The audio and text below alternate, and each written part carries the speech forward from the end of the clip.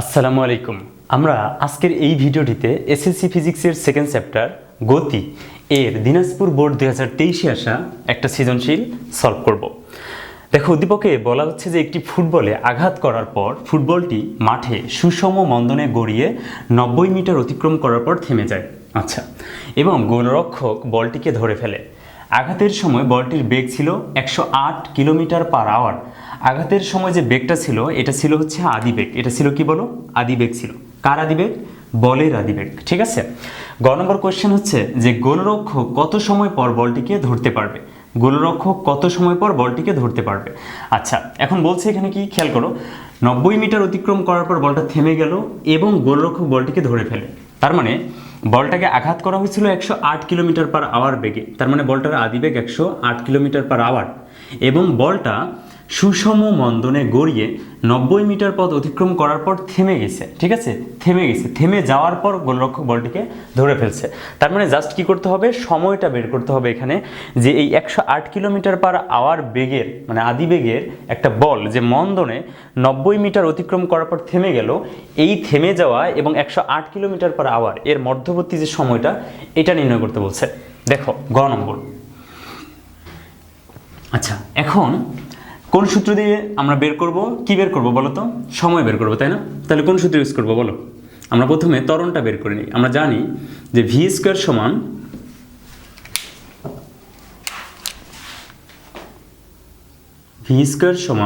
You square minus twice A S, মন্দন। ঠিক আছে, তাহলে ভি কত? শেষ বেগ ছিল 0, আদিবেগ কত? 108 কিলোমিটার পার আওয়ার। এখন এই 108 কিলোমিটার পার আওয়ারকে যদি আমরা 3.6 দ্বারা ভাগ করি তাহলে পাবো কি বলতো? মিটার পার সেকেন্ড এককে বেগটা পাবো, সেটা হচ্ছে 30।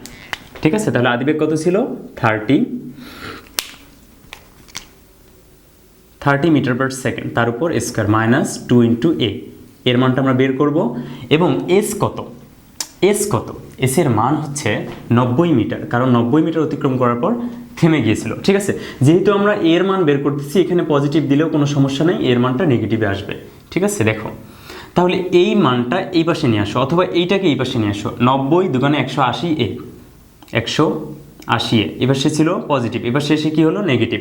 এই যে নেগেটিভ চিহ্ন দিলাম, ইজ ইকুয়াল এখানে কত হয়? 900। ঠিক আছে, বা আমরা এখানে কি করতে পারি? এ ইজ ইকুয়াল 900 ডিভাইডেড মাইনাস 180। ঠিক আছে, এখান থেকে মানটা পেয়ে যেতে পারি 900 ডিভাইডেড 180, 5 মাইনাস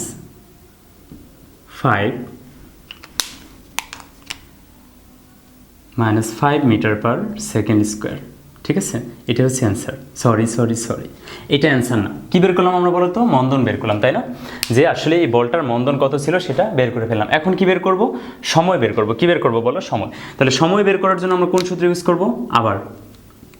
আবার আমরা ইউজ করব V is equal U plus at. এখান থেকে টি বের করব। ভি কত ছিল বলো? শেষ বেগ 0 ছিল, আদিবেগ কত ছিল? 30 মিটার পার সেকেন্ড এককে, প্লাস এর মানটা কিন্তু আমি জানি। এর মানটা কত বলো? এর মানটা হচ্ছে -5। ঠিক আছে, -5 মন্দন ইন্টু টি। আচ্ছা, এই টার্মটা 5t এই পাশে আসলে +5t, হ্যাঁ, +5t ইজ ইকুয়াল কত? 30। অতএব টি ইজ ইকুয়াল 30 ডিভাইডেড 5 বা 6 সেকেন্ড। এটা হচ্ছে অ্যান্সার।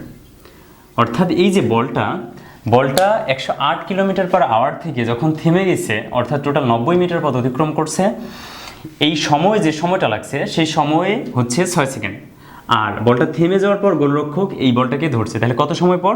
6 সেকেন্ড পর গোলরক্ষক এই বলটাকে কি করতে পারবে? ধরতে পারবে। কথা কি বুঝছো? গোলরক্ষক এই 6 সেকেন্ড পর বলটাকে ধরতে পারবে। এখন দেখো আমরা ঘ নম্বরটা সলিউশন করব।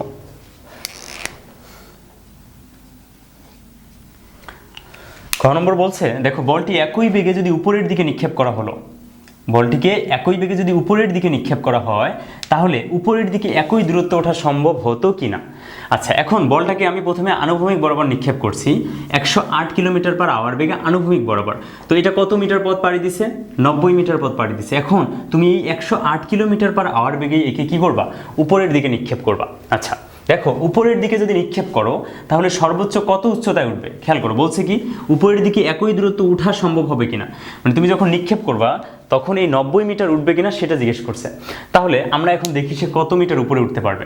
আচ্ছা বলো তো, একটা বস্তুকে উপরের দিকে নিক্ষেপ করলে সর্বোচ্চ উচ্চতায় উঠে তার বেগটা কত হয়? 0 হয়। তার বেগটা হয়ে যায় 0। সর্বোচ্চ উচ্চতায় উঠে বস্তুর বেগ কত হয়? 0 হয়। তাহলে আমরা লিখতে পারি কি, দেখো তো ভি স্কোয়ার সমান ইউ স্কোয়ার, উপরের দিকে যেহেতু -2gh। ওকে, তাহলে ভি কত? 0। ইউ কত? কত বেগে নিক্ষেপ করছে? 108 কিলোমিটার পার আওয়ার, যেটা মিটার পার সেকেন্ড এককে 30, -2g এর মান 9.8, এটা তুমি জানো, ইন্টু এইচ। এই এইচ এর মানটা বের করবো আমরা। এই পুরো টার্মটাকে এই পাশে নিয়ে আসো, তাহলে 9.8 ইন্টু 2 19.6, এইচ ইজ ইকুয়াল এই পাশে থাকলে হচ্ছে 900। ঠিক আছে, তাহলে এইচ ইজ ইকুয়াল কত হবে? 900কে এটা দ্বারা ভাগ করো, 900 ডিভাইডেড 19.6, এত কি মিটার। তাহলে এখান থেকে উচ্চতাটা বের হয়ে যাবে যে বলটাকে যদি আমি 108 কিলোমিটার পার আওয়ার বেগে উপরের দিকে নিক্ষেপ করি তাহলে আসলে সে সর্বোচ্চ কত উচ্চতায় উঠবে? সে উঠবে 45.91 মিটার উচ্চতায় উঠবে। তার মানে বলটি একই বেগে যদি উপরের দিকে নিক্ষেপ করা হয় তাহলে উপরের দিকে একই দূরত্ব ওটা সম্ভব হতো কিনা? অ্যান্সার হচ্ছে যে সম্ভব হতো না। সম্ভব হতো না। কথা কি বুঝছো?